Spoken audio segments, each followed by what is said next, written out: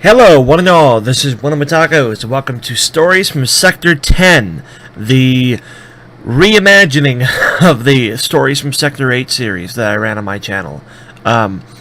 It's been a while since I've done one of these, and it's actually been the first time I'm doing a Sector 10 video, but it's been a while since I've done one of these in general, so I've lost the touch, I put in air quotes there, that I never had to begin with, so bear with me.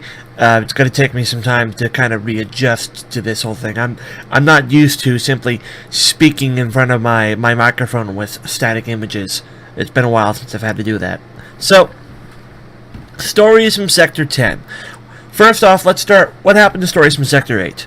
The idea behind Stories from Sector 8 is that it was the podcast that I was doing about my 40K experiences and my fantasy experiences. But the reason I called it Stories from Sector 8 is because it was stories, and to me, the little game store that I had at the time, I just decided to call it Sector 8. That was not the actual name of the store, but I was trying to think of a name for the podcast series I was going to do, and I'm just like, we'll just say Stories from Sector 8. It sounded cool in my head, and that's what I ran with. That game store closed. It closed, let's see, probably about 7 months ago, which is one of the reasons you haven't seen Stories from Sector 8 videos in a while. That game store closed.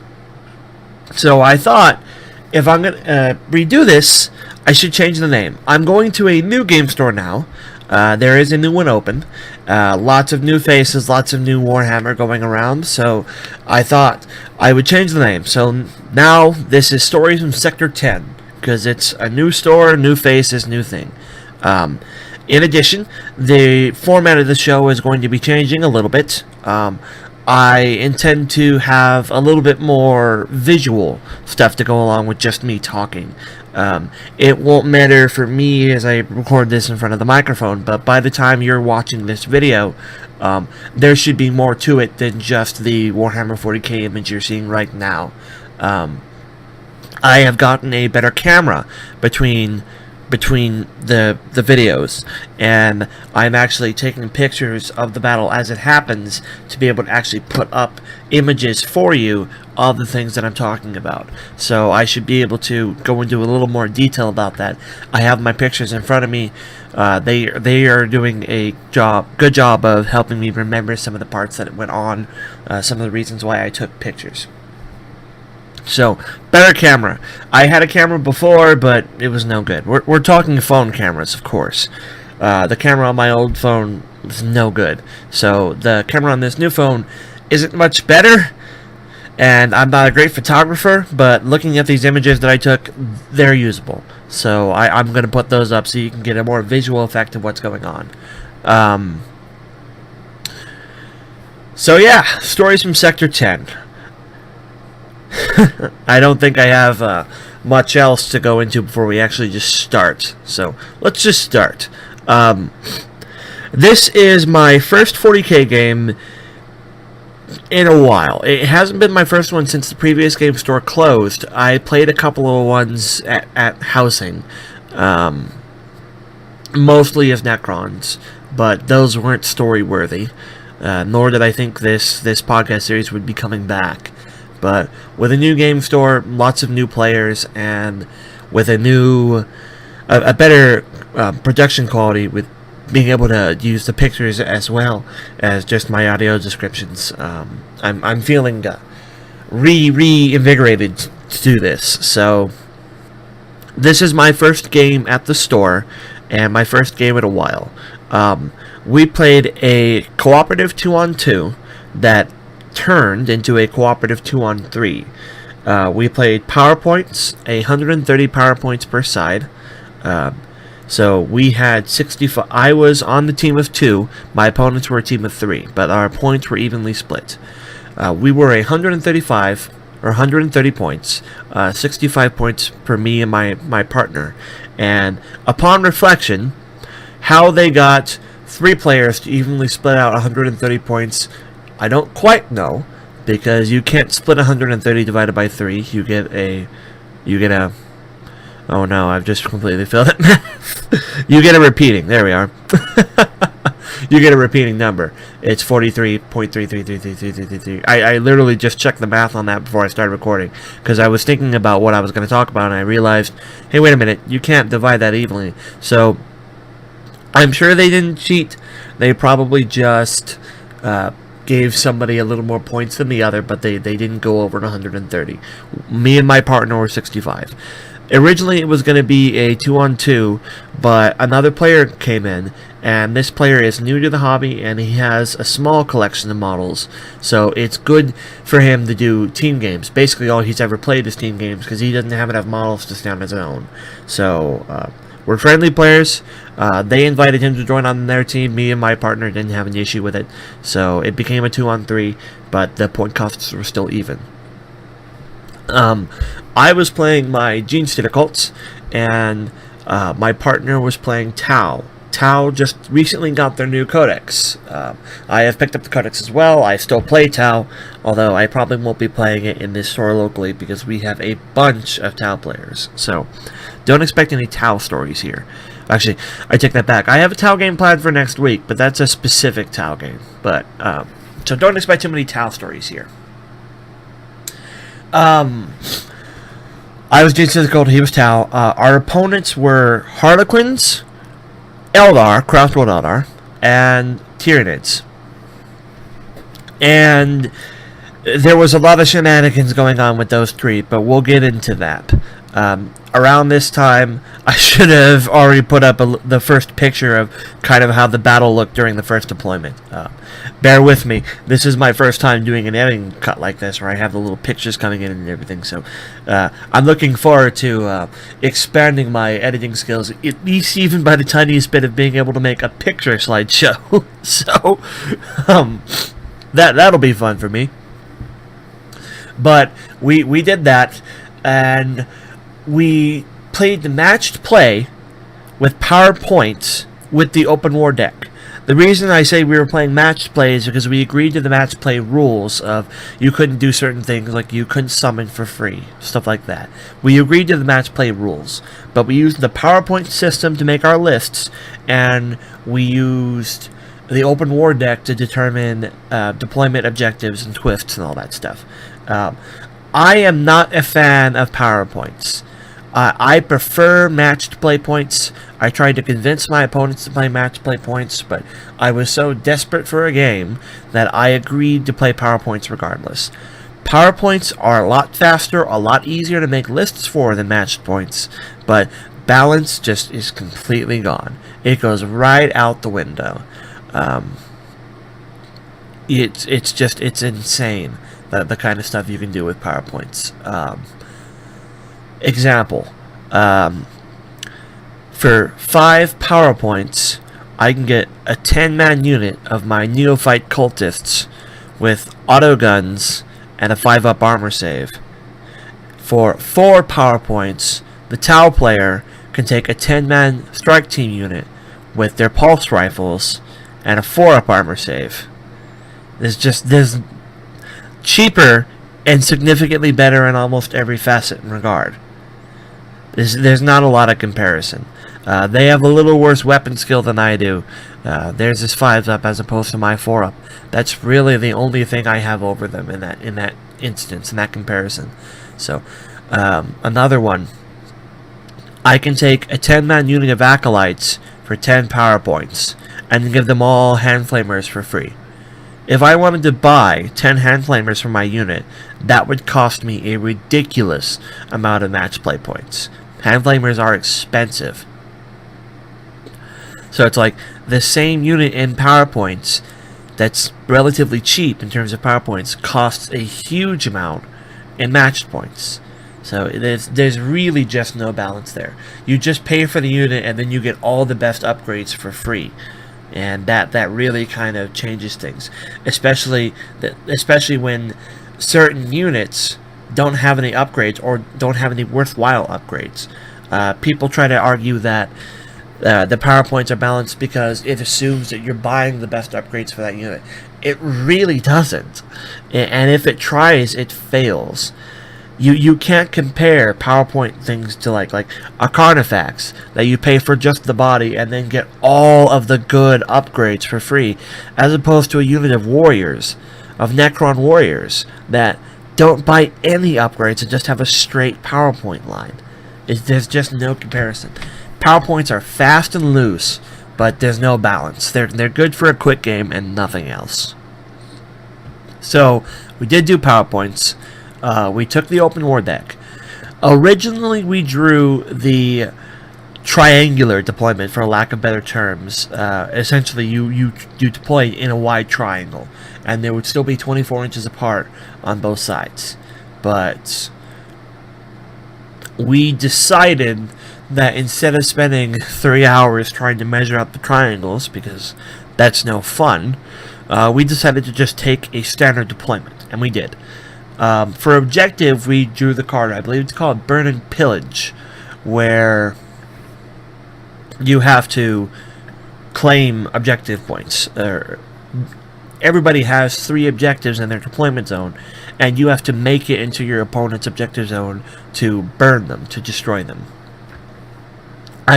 In future, I should definitely keep some water here during this, because my throat's already getting dry. And come to think of it, I should introduce a picture of the card here. Note to self: do a picture of the card here. We got Burn and Pillage, and we agreed to no sudden deaths or no twists, or not no twists. We agreed to no sudden deaths and no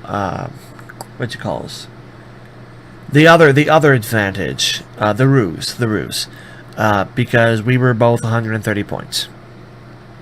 I ended up drawing the twist, and I drew the twist that said, roll a die. On a 1 to 3, there's no twist. On a 4 to 6, there's 2 twists. I rolled a 4, there were 2 twists. The 2 twists I drew were Acid Rain, which reduces everyone's ballistic skill, advance, and charge range by 1. And I drew Meteors, which every players, we agreed it was 1 player per side, rolls 3 dice, and on 6s they do mortal wounds to whatever unit they choose, only once at the start of their turn. So I drew the Acid Rain, and my partner was playing Tau. That is crippling for Tau. Needing 4s to hit in the first place, now needing 5s. That's a really, really bad situation for him. I've been on the other end of that when I've played Tau. It's no good. I was playing Genestealer Cult, which for the most part is a ranged which for the most part is a melee army, so it really didn't bother me that much. But right off the bat, my opponent had a bad advantage just handed to him. Here's where it gets worse. First off, how the enemy sees it. The Tyrannid player. This is the same Tyrannid player from all the other ones. It's the same Tyrannid over and over and over. He's one of the ones that showed up again. Plays very, very ranged heavy. So his army was a little hurt by it. Unfortunately, most of his army was ballistic skill 3, reroll 1s. So now he needs 4s, 5s, and 6s and reroll 1s. He really wasn't that hard hit by it.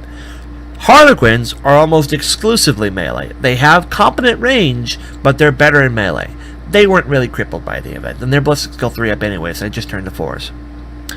The Eldar player was hit by it, but his whole army is also ballistic skill 3, so they just went to 4s.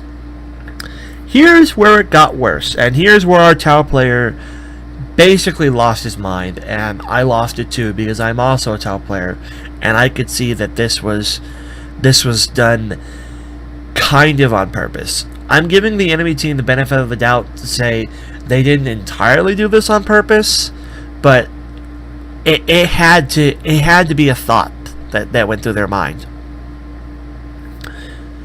Acid Rain comes down and we're -1 to hit. That makes the Tau player needing 5s instead of 4s. Tau is an entirely ranged army, by the way. No melee. The Harlequins player has a rule on his vehicles that say if you shoot them, you're at a -1 to hit. All of the Harlequin's things, with the exclusion of his solitaire, are in a boat, because Harlequins as an army need their transports to survive, at least from the perspective of the Harlequin player. This is the same Harlequin player from before. The only new players here are the Tau one and the Eldar one in this particular battle. If you've seen the Stories from Sector 8 videos. But all of this stuff were in boats. So all of a sudden, the Tau player needed 6s to hit the Harlequins. The Craftworld Eldar player took a Craftworld, I'm going to call it a Sept. That's from the Tau Codex, but it's not called a Sept in the book. But essentially, the new codexes that have come out, like the Tyranid Codex, the Chaos Marine Codex, and the Craftworld Eldar Codex, all have various selections of specialized rules that you can apply to your whole army. The Craftworld Eldar player took a rule that says, on his whole army, you're at a -1 to hit. The Tau player needed 6s to hit the entire Eldar army. The Tyranid player took a fleet rule, same as the 8th edition codexes that they're all having now, that said his whole army is -1 to hit. Now these are only in shooting, mind you, but that's all Tau does. So all of a sudden, the Tau player is facing a Harlequin's army he needed 6s to hit, a Craftworld army he needed 6s to hit, and a Tyranid army he needed 6s to hit. If you can't tell where this battle was going, and where it's going, and how it's going to end, at this point, you're new to 40k, and that's fine. If you're not new to 40k, you're either way too positive about non-existent chances, or you can properly see how this is going to end. Not pretty. So, before the first round even begins, our Tau player is crippled. We get the first round, so we go no. Did we? Oh man, who went first? No, I'm sorry, they went first. I remember correctly now. They went first.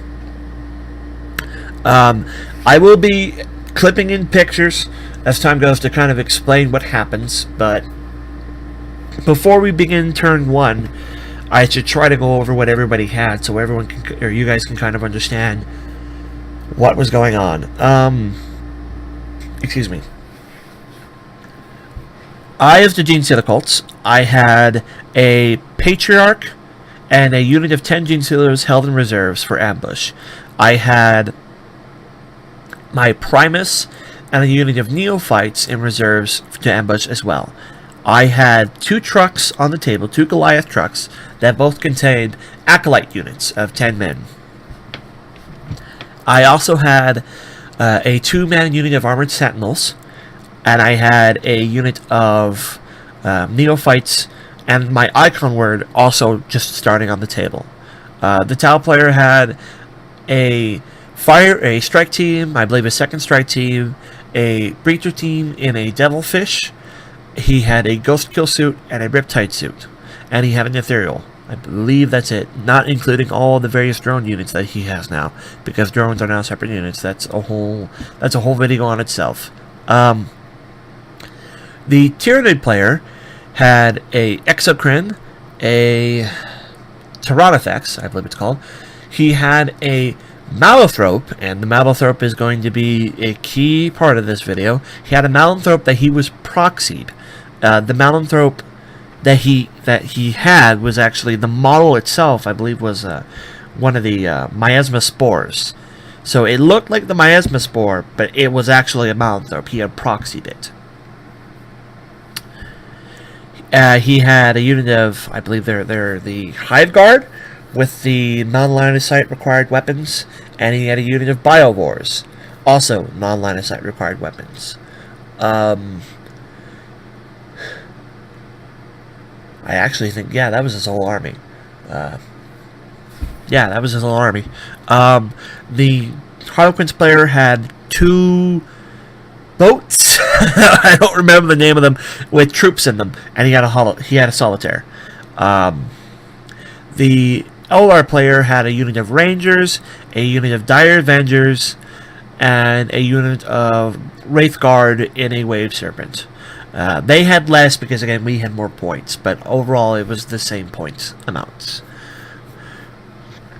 Turn 1, the Tyranids are set up in a way where the Hive Tyrants, or the Hive Guard, and the Biovores are set behind buildings that have no line of sight, so we can't see to shoot them. Both the Biovores and the Tyrants, or Hive Guard, whichever one it is, have non-line of sight requiring guns. So they're just able to pick off targets from behind the buildings. And they're really long range, and they hurt really, really bad. So really, really dangerous units. He had his Exocrim as well, that's shooting the big old plasma gun on its back, and the Tyrant, the Tron effects. Because of what he took, if they don't move, they can reroll 1s to hit, and they're all ballistic skill 3. So they're accurate, and they get to reroll 1s. They turn to 4s because of the Acid Rain. Acid Rain did not fade off turn 1.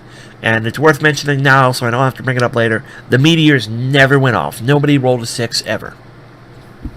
So, the Acid Rain still persisted all throughout turn 1.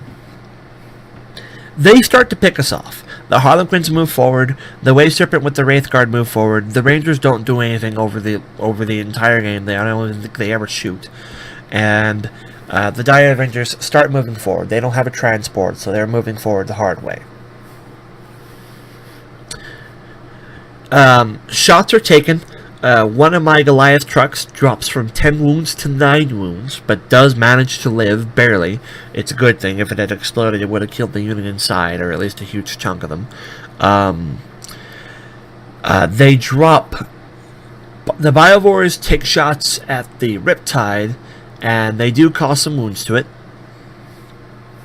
And lots of shots are taken at the Devilfish with the breaches in it, and it doesn't go down, but it takes a heavy beating. I think it takes like 6 of its wounds in the first turn. Basically, we got shot a lot as the Harlequins moved forward. Our turn 1 happens. I immediately disembark from the one truck about to explode. And the Tau player starts shuffling his stuff around. His Riptide and his Ghost Kill can move very quickly. I have another truck at the other end of the table that was moving forward. We're trying to hold our objectives to make sure they can't get destroyed. All that stuff's going on throughout the battle. As I said, the rain doesn't fall off. We don't even roll till turn 2, so it doesn't even matter yet. But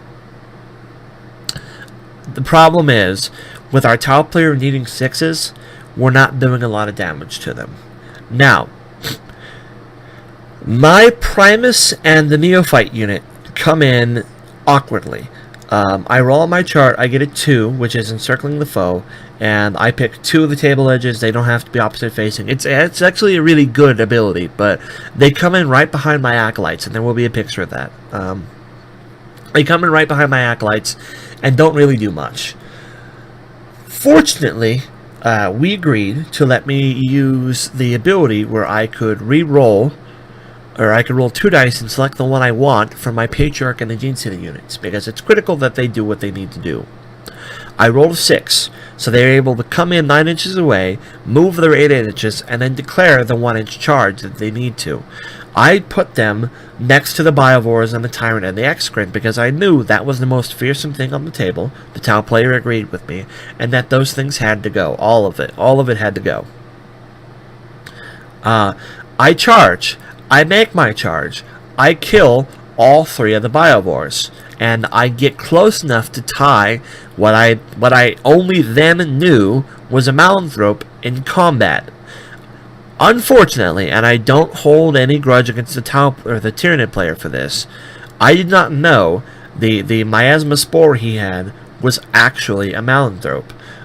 It doesn't matter, because if he had just said it was a Malanthrope, which I'm sure he did, I'm sure I just missed it, but if I had even known it was a Malanthrope, it wouldn't have changed what I did, because I didn't know what a Malanthrope does. Now I do, and it's no good. The Malanthrope has an ability that says when it ends combat, it rolls a die to try to hit the units in close combat with it. If it hits, it rolls another die, another d6, and does that many mortal wounds to each unit. You have to roll separately for each unit. My Patriarch, my big HQ, takes 3 mortal wounds to the face. You can't invul save those, and he doesn't have a feel no pain. My Akamorn's on the other side of the table. My Gene Stealers take 6. In a 10-man unit of Gene Stealers that just rock through Biovores without even the Biovores getting to fight back, 6 of them now just drop dead. As my Patriarch and his unit of 10 Gene Stealers only managed to kill the 3 Biovores. Then the pod makes its actual attacks, and we admitted that he did this slightly out of order, but it wouldn't have changed the ultimate results. It takes its regular attacks on the still living Patriarch and kills it.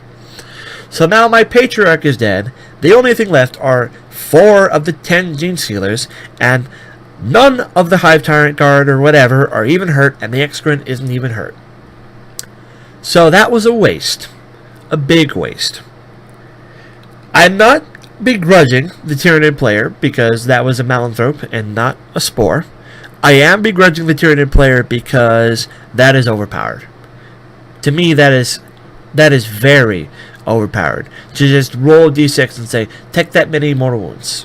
It's not once per game. It's every single time you end combat with it. Just take these wounds. Every time. He has to roll to hit you, but it's a 3 up. Odds are good he's going to hit you above a 50% chance. So, that's overpowered in my opinion. That is vastly overpowered. So at that point, I lost my hard-hitting unit. I lost my hard-hitting unit in the part it needed to be hard-hitting at. And it gets worse. My Acolytes that pulled out of the truck that was basically screaming, I'm about to detonate, charged one of the Harlequin boats that got close enough. Normally, a 10-man unit of Acolytes would rip that boat asunder. It's not the boat that's the hard part, it's the Harlequins inside that you have to worry about. I failed to kill the boat. I did 5 wounds with my Cultist Knives, and he passed all 5 of his 4-up invul saves. If he had failed any one of them, he would have been dead. I took attacks on him with my Bone Sword from my Sergeant. I took attacks with him from my Rock Saw and my Rock Cutter. None of them did anything.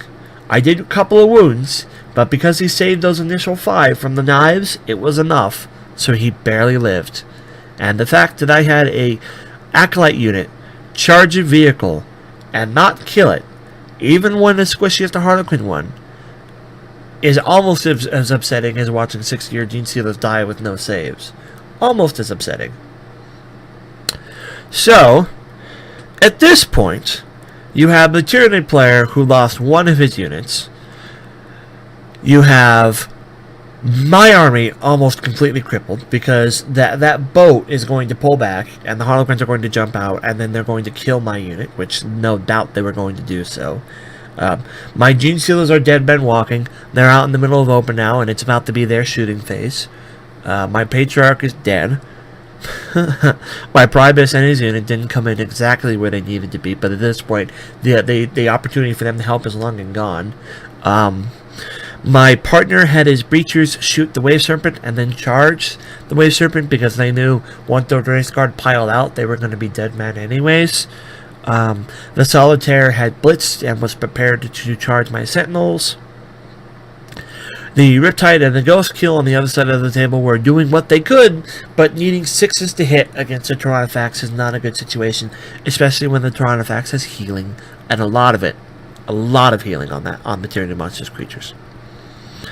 It was at this point that the game was called. Not for me and my partner. We wanted to, but we were going to play it out until we got tabled. One of the Eldar players, or the actual Eldar player, not the Harlequin player, but the actual Eldar player had to go. And the Tyranid player looked at his watch and said, well, I have to be going too. And at that point, the only one left would be the Harlequin player, and he's just like, well, then I'll just quit too. We called it. In the fairest way possible, we call it as a no-win. Because, theoretically, they could roll 1s and we could roll 6s for the rest of the game. So, theoretically, it wasn't over. There was no actual winner. But it was heavily sided going one way. And if we had kept going, it would have been obvious who was going to win that. But we didn't call it a surrender, so we didn't win. That's not how we roll. But if we had kept going, it would have been a definite loss instead of just being we basically lost. So turn 2. At the start of turn 2, Acid Rain didn't end. At the start of turn 3, Acid Rain did end, but we never got our turn because they quit during their turn. So our tile player never got his turn to need 5s to hit. So during the whole game that he was able to play, he needed his 6s. So that was no good. The tile player suspects that the list was tailored against him. I'm not entirely sure it wasn't. Like I said, it could be argued that they simply thought combining the -1s across the board was a smart tactical decision against any opponent, not necessarily just our tile player, but at the same time it could have been intentional. So I don't know, I can't look into the minds of other people, but the Malanthrope is overpowered. A lot of the Tyranid stuff is just, in 8th edition, the new Tyranid book is just really, really too cheap. It's a problem codex. I haven't seen the Tyranid player. I haven't heard the Tyranid player lose yet. From all the games I hear he's in, he's winning all of them. So he hasn't lost yet, apparently. That says a lot about the codex he's playing. It was the same exact return to Warhammer 40k that I expected it was going to be. It's back to getting destroyed by armies that have newer codexes as opposed to yours. I actually requested to do a 2-on-2 for my first game back. People asked me to do 1-on-1s. I said I wasn't going to do it because I knew it was going to go out like this, and if I was going to get this essentially utterly destroyed, I wanted it to be in a cooperative setting where at least I have somebody who's going down with me and is trying to help save the boat too, as opposed to me just being in a 1-on-1 situation where it's like having like at least it's one person holding your head under the water where you can't breathe, as opposed to having somebody there trying to help you.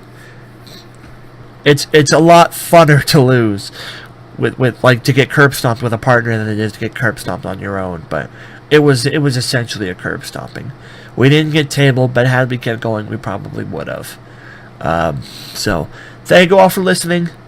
I will try to include pictures where it's convenient. I'm gonna have to listen through this probably several times. Thank you for listening, and hopefully there will be more stories from Sector 10 in the future, and hopefully this Sector 10 thing will go over better than the Sector 8 thing did. I like doing these, but it's a little inconvenient for me, so I hope that this can get at least get a little bit of attention, just to help make it give me a little reason other than just sheer will to do it, because as I said, I like doing it, but it is a bit of an inconvenience. So thank you all for listening, and hopefully there should be more stories. I have a game scheduled for next week on Sunday, so there probably might be a video about that on Monday. Thank you for listening, and I'll see you later. I reached for my stop recording button. I'm not actually doing a Let's Play right now.